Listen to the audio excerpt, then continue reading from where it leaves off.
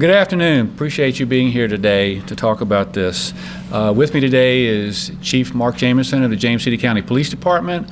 Any questions that have anything to do with the incident that led up to this shooting and what's happened with his officers since then, he will address.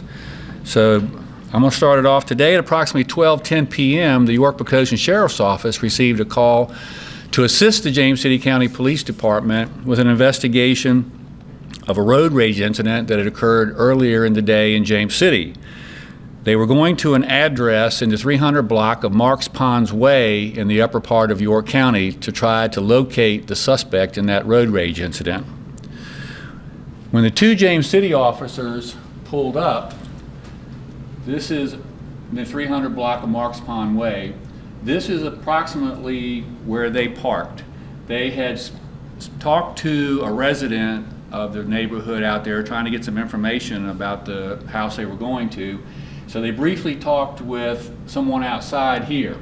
This is the house here. It's a two-story house where the suspect is. As they inched forward, moving in that direction to get a little closer, they stopped, and they stopped approximately where the two stars are. The two officers in the front of the vehicle got out and had just started to go back and interact with the two officers in the rear when shots started to ring out from that house. This is the James City County Police vehicle, the one that was in front, and as you can see, this vehicle was hit multiple times with shots from a high-powered rifle. Fortunately, no one was seriously injured. The suspect came out of the house before the officers, and I had a deputy pull up right behind this as the shots were being fired. For whatever reason, the suspect stopped shooting. He came outside of the house and surrendered to the two James City officers and the York County Sheriff's deputy out front, peacefully. The two James City officers never really knew where the shots were coming from to be able to return fire. So no law enforcement officer returned fire. All of the shots that were fired were done by the suspect. This is the person that we've taken into custody, Andrew Francis Salas. He's 35 years of age. He lives in the residence there on Marks Pond Road that I just described to you. We found some prior criminal history with him, fairly minor incidents as far as his interaction with law enforcement. And these are the charges that he's currently facing in York County for the firing on the James City County police officers. He's charged with 2 counts of attempted second-degree murder, 2 counts of use of a firearm in the commission of a felony, 2 counts of reckless handling of a firearm felony, 1 count of destruction of property, obviously the police vehicle, and 1 count of shooting into an occupied dwelling, a felony. We have located 1 other house in the residence right now that was occupied at the time these shots were being fired, and rounds went into that house. I will tell you that these charges will probably be added onto in the future, and more than likely through the course of our investigation will be upgraded, would be my guess in my conversations with our Commonwealth attorney. So at this point in time, I'm going to turn this over to Chief Jameson, and he can describe the events that occurred in James City. Thank you, Sheriff. Good afternoon. Again, Mark Jameson, Chief of Police with James City County Police Department. Today at 11:49 a.m., we received multiple calls reporting that a motorist had been allegedly shot by a lone occupant of a light blue sedan traveling westbound behind the victim approximately 1 mile from the intersection of Anderson's Corner in James City County. As officers were responding to that scene, the vehicle tag and description were obtained, and at that point, officers proceeded in the direction of the registered owner's address in the 300 block of Marks Pond Way. At 12:09, when officers arrived, they were immediately engaged by an unknown suspect firing a rifle in the direction of officers. They were on the roadway, like was described here. It's approximately 210 feet away. Our officers took cover and were unable to determine the location of the shooter, like was mentioned, and as a result, were unable to return fire. At 12:14, the suspect was observed outdoors in the yard and surrendered to the officers on the scene.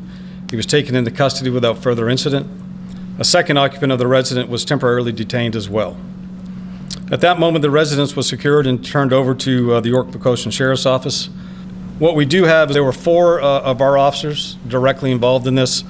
One James City County police officer sustained injuries from 2 bullet fragments, and the other officers involved were not injured.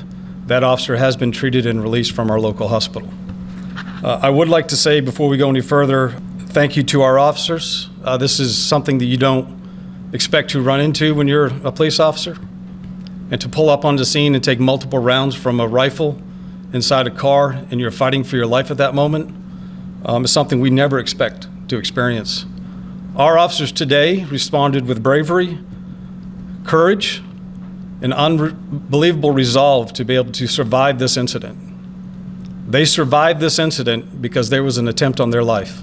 If you look at this car again, you will see that there's no doubt what this individual had in mind. Thank God for our officers that they're safe. I thank God for our partnership with the York-Poquoson Sheriff's Office. They were there immediately on the scene with us, and we worked this together. It just goes to show our partnerships are important, and I'd like to thank the Sheriff for all your help. So the officers were attempting to step out of the vehicle when gunfire started. One officer was able to run back. The other officer, as the gunfire continued, ran around the side of the vehicle and laid down as the gunfire continued. He was on the inside of that vehicle, near the curb, the entire approximately 5 minutes of shooting that was occurring. Until the shooting stopped, once they got the suspect in custody, they were able to get him from there, and our medics were on the scene and were able to administer any aid that he needed, as well as the other officers. Our detectives are handling the investigation within James City County for the road rage incident, shooting into that occupied vehicle. I don't have those listed charges. That is currently an ongoing investigation. That will be included in part of this whole incident. Have you heard from the person who was allegedly shot in James City County? Yeah, we've been in communication with them. We had officers working with them while this was actively going on to figure out what happened, to make sure that they were okay. I do know that vehicle sustained at least 2, maybe up to 4 rounds of gunfire that we found on that vehicle. Is that person okay? The Yes, yes, they are. No one was injured in that incident. Oh, no injuries. Is this something that's frequent in James City County, and I guess in York County as well? Is this something you're seeing rising? I don't have the numbers to say whether or not it's rising. I mean, you can just look at the news just in this region, the Hampton Roads region, that this does seem to be something, for whatever reason, is occurring. I don't know. I don't have the answer to that. I do know that I would ask anybody in our community, do not engage with someone that may be in that moment, seem aggressive, trying to run you off the road. Immediately call 911, reach out to us, get to if it's at night, well-lit area. Do not engage with people that are acting this way. It's very dangerous, as we could see today and as we've heard over the last several months in this region. We obtained a search warrant, and I have investigators that are still on the scene. They'll probably be there for quite a while this evening, processing that scene, so that is ongoing right now, yes. Well, when I first heard it this morning, I was shocked, but as Chief Jameson was talking about, with the relationship that we have with the James City County Police Department, I mean, we interact on a regular basis, so I was terribly concerned for their officers as much as I would have been for mine, that we had law enforcement officers that were being actively shot at. When I first received that picture that you saw up there a minute ago, I thought it was incredible that we didn't have any further loss of life or a more serious injury than we had, so I was very grateful for that. But the fact that it was another law enforcement officer, but particularly because it was James City that we work so closely with, I was terribly concerned about that. We've counted conservatively 100 holes in that car, just a cursory count. So they were more concerned, and rightly so, about getting to safety at that point in time. They had no idea where the rounds were coming from. No officers fired a weapon. They are, other than being treated to make sure that they're okay physically. We'll certainly work with them and help them through this. This is a traumatic incident to go through. I know no one in here hopefully has not been shot at, but to the Sheriff's point, over potentially 100 rounds you're being shot at. That doesn't happen in a normal day life. And, you know, some people may say, oh, that's what you sign up for. No one signs up for that.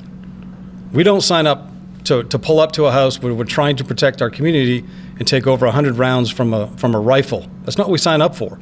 We know things like that can happen, I am just extremely pleased and grateful that our officers were not severely injured, that they survived this. By the grace of God, they're alive today. And I told them that. Looking at where they were, this to me, and this will come out in the investigation, it was nothing more than an ambush on our officers. And they had nothing to do but to find cover, hunker down, and hope that they didn't get struck.